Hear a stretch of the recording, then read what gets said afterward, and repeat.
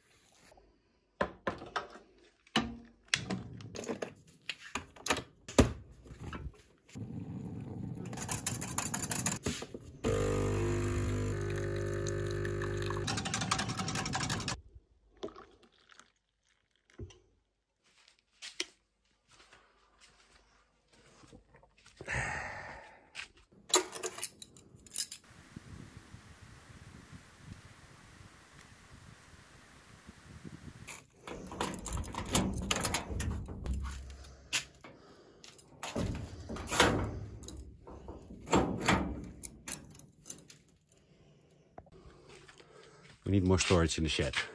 I have an idea for the next couple of videos. The messy shed. We need some more storage. I think for the next weekend videos you see me create some more storage here.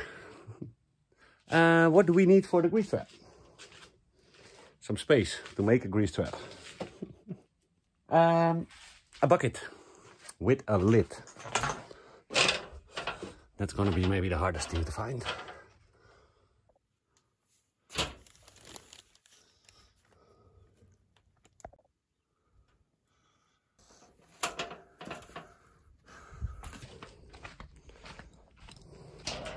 Let's check the wood shed. There are buckets. Very small ones and no lid. This would actually be a good bucket. But where's the lid? I bought that with a lid. If we want to make a grease trap, we do need a bucket. Come back to you in a bit.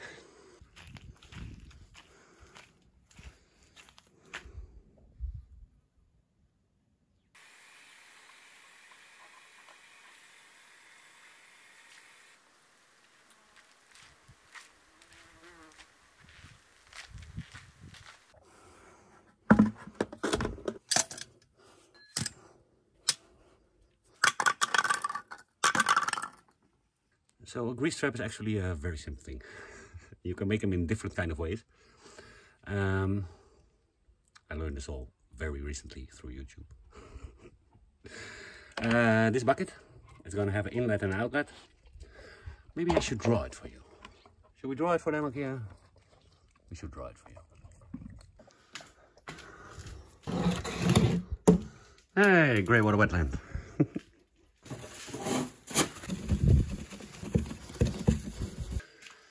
Don't leave your whiteboard marker too long on the board, especially not in hot weather. So yeah, we have a bucket. For instance, this. Then we have an inlet. We're going to put this as high as possible. The water is going to come in here and drop down. And then we're going to have an outlet, and the outlet is a little bit lower than the inlet.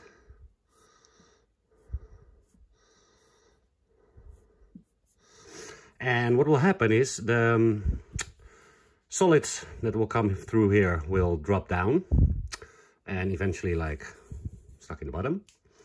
And the greases and stuff, they will float to the top. So the water level in the bucket will be actually the output, the lowest point of the output.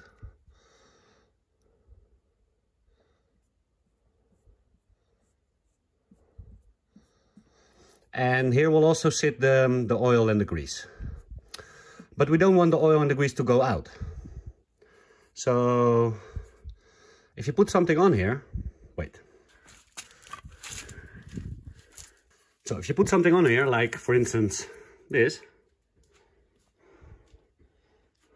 it's a little bit big, then the water comes from the bottom and goes down in here, but the grease will not enter the exit because it's like stuck on this level. And this could be good to supply some air for this to flow away.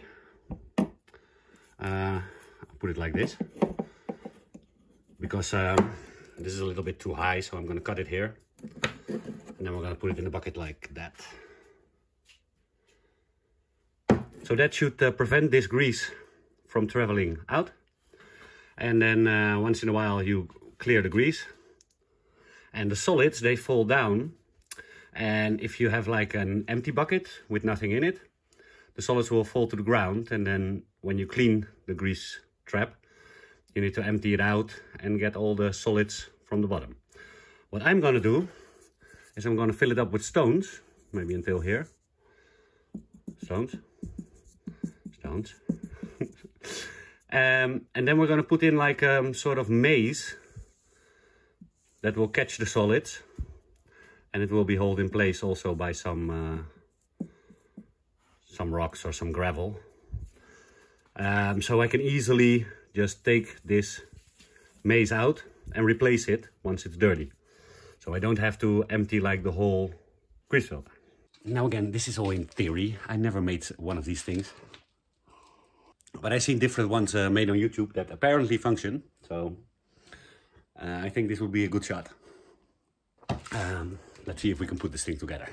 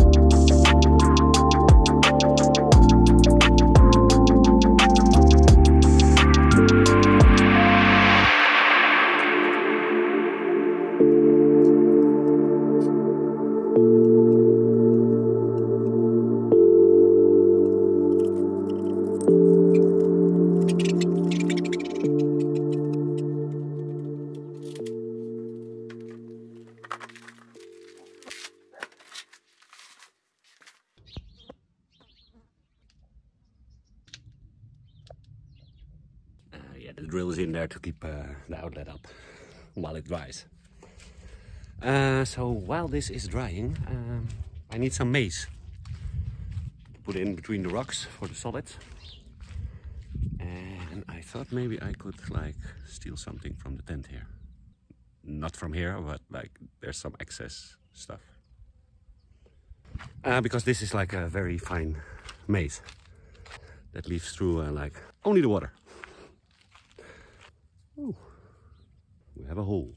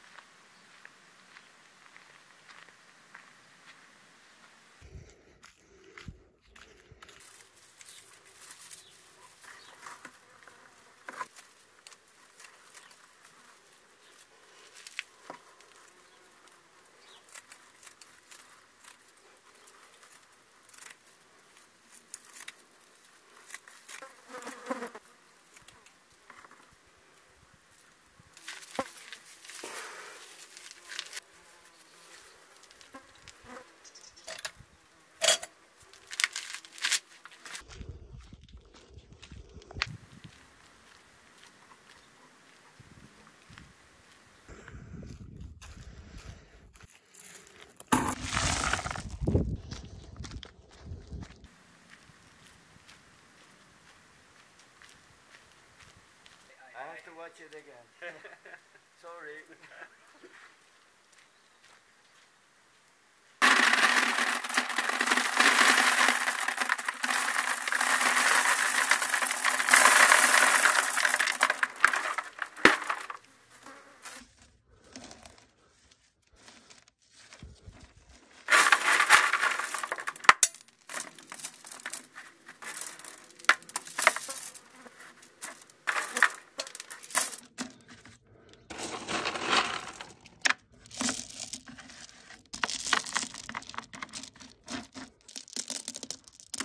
That should do it.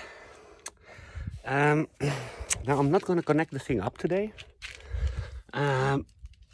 because I want the glue for things to harden a little bit more before I start pushing in the pipes in the rubber.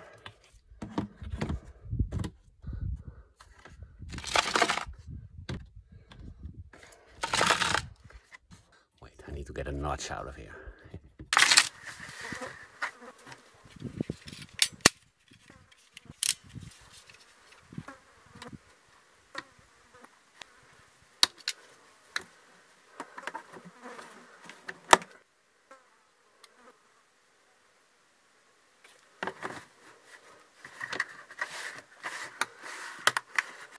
Like that. Yeah.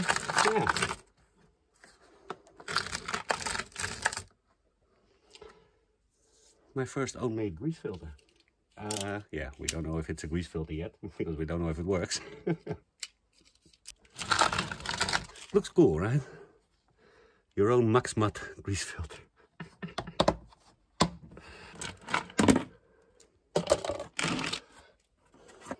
So yeah, the output is, I think, what is it? I think almost 3 centimeters below the input. So that leaves 3 centimeters for the grease to build up. Yeah, we're going to check out in a month or so if it's working. Like I said, it needs to dry, so I'm not going to install it today.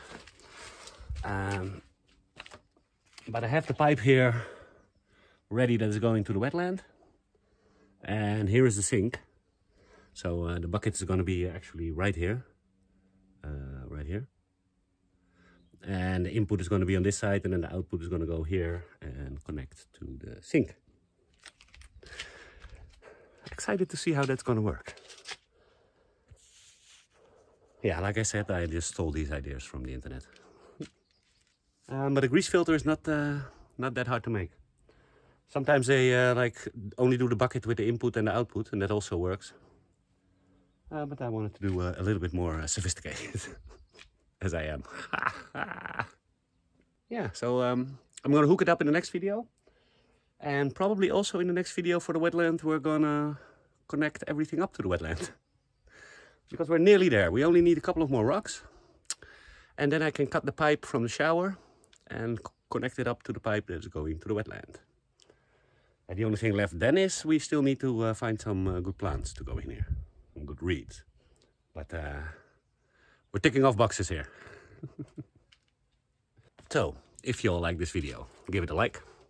If you like more of our videos, maybe take a subscription with the bell thingy that Dwight always talks about. And see you all in the next video. Bye.